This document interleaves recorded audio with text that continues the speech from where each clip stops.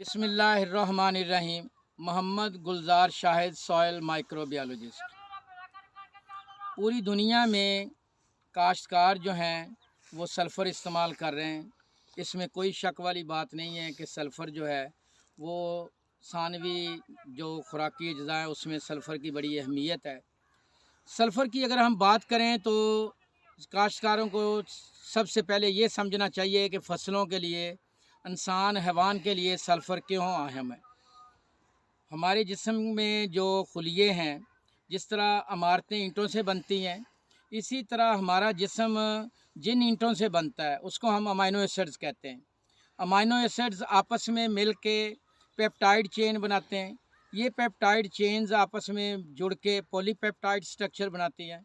Polypeptide structure से आगे फिर प्रोटीन स्ट्रक्चर, टिश्यू बनते हैं। अब जो प्रोटीन स्ट्रक्चर है उसकी बनावट के लिए जो चीज़, जिस तरह ईंटों को जोड़ने के लिए मसाला चाहिए, मसाले का काम जो है वो सल्फ़र करता है। कोई दो पेप्टाइड चेन में जितने सल्फ़र वाले अमाइनो एसिड मौजूद होते हैं, जो कि लियोसिन है, आइसोलियोसिन है, मेथियोनिन वगैरह है, ये जितने अमाइनो एसिड जो हैं सल्फ़र वाले ज़्यादा होंगे, उतने ही दो वो पेप्टाइड चेन के दरमियान डाई सल्फ़ाइड कोवलेंट बॉन्डिंग ज़्यादा होगी।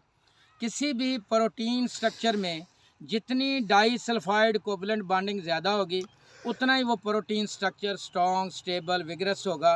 वो प्रोटीन स्ट्रक्चर जिस इंसान, हैवान, पौधे में होगा उसका मदाफ़ती निज़ाम बेहतरीन होगा, वो उसकी पैदावार बेहतर होगी और उसकी क्वालिटी बेहतर होगी, उसकी परफॉर्मेंस बेहतर होगी। पहली बात तो ये समझने की ज़रूरत है। दूसरी चीज़ ये है कि सल्फ़र जो है वो ज़मीन में जो जरासीम है, बहुत सारे सल्फ़र ऑक्सीडाइजिंग माइक्रोब्स जो हैं सल्फ़र को बतौर न्यूट्रिशन इस्तेमाल करते हैं। सल्फ़र को ऑक्सीडाइज़ करते हैं, इसको sulphur dioxide, sulphur trioxide, sulphurous acid, sulphuric acid में तब्दील करते हैं। और इस तरह से सल्फ़र ऑक्सीडाइजिंग माइक्रोब्स जब सल्फ़र को ऑक्सीडाइज़ करते हैं, उसके बाद अपनी वो मुख्तलिफ़ किस्म के ऑर्गेनिक एसिड जनरेट करते हैं। उससे एक तो रूट डेवलपमेंट बढ़ती है, डिज़ीज़ काजिंग माइक्रोब्स कम होते हैं। सेकेंडली उसमें ज़मीन में मौजूद जो खुराकी अज्जा हैं वो पौधों को बेहतर तौर पे दस्तयाब होते हैं। इस तरह से सल्फ़र पौधों पे, इंसान पे, हैवान पे बेहतर असरात मुरतब करती है। सल्फ़र जो है वो सदियों से बेहतरीन बैक्टीरिसाइड, बेहतरीन फंजीसाइड, बेहतरीन नेमेटिसाइड, बेहतरीन अकैरिसाइड के तौर पे एक मुस्नद जहर जो है वो सदियों से इस्तेमाल हो रही है। सल्फ़र इस लिहाज से मुख्तलिफ़ बीमारियों को, कीड़ों को कम करने के लिए भी पौधों में रोल प्ले करता है। अब सल्फ़र किस तरीके से देना चाहिए?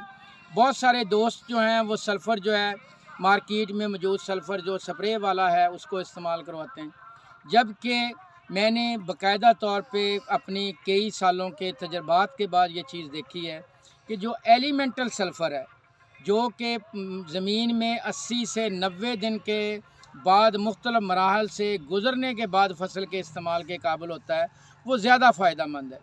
क्योंकि जब वो मुख्तलिफ़ मराहल से गुज़रता है तो वो ज़मीन में अपने परमानेंट बेहतरीन असरात छोड़ता है।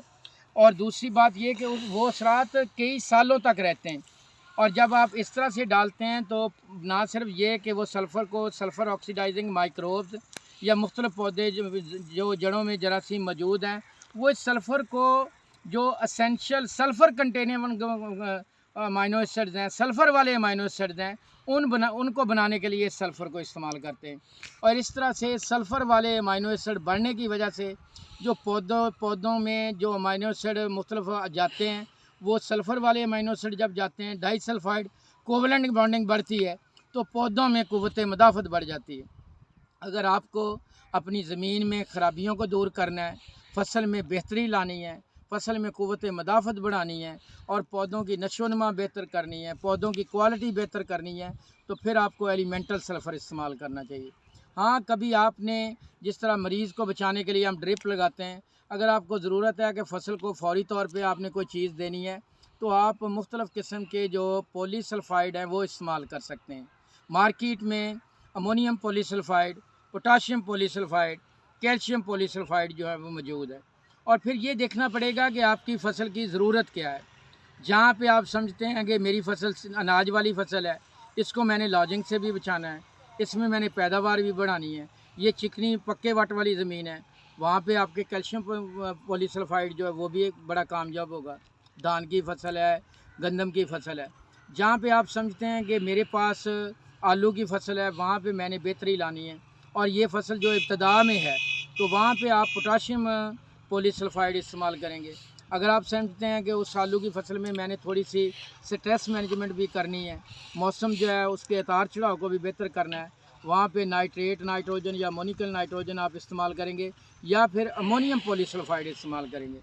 जब आपको ज़रूरत है कि मैंने फसल मेरी आलू की इब्तदा में है और मैं चाहता हूँ कि इसके अभी जो है वो ताकत इस्तेमाल ना हो, अभी जो 2-3 आलू लगे हैं उसको भी वो भी बड़े हों, लेकिन साथ पौधे में जो खुराक भी स्टोर होती रहे, तो आप पोटाशियम पॉलीसल्फाइड वो इस्तेमाल करेंगे जिसमें 7 या 8 या 10% पोटैश होगी।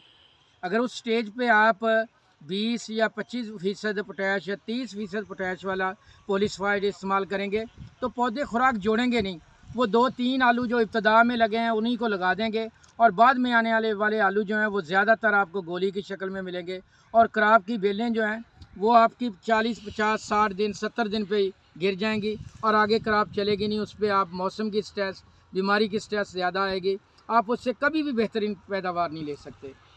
वहाँ पे आपको ये इस्तेमाल करना पड़ेगी। अगर आप समझते हैं कि आलू की क्रॉप है आपकी, आपने 70-80 दिन इसको बाद बर्दाश्त करना है, तो वहाँ पे आप 45-50 दिन 60 दिन की स्टेज पे भले आप 20, 25, 30% पोटैश वाला पोटेशियम पॉलीसल्फाइड इस्तेमाल कर सकते हैं।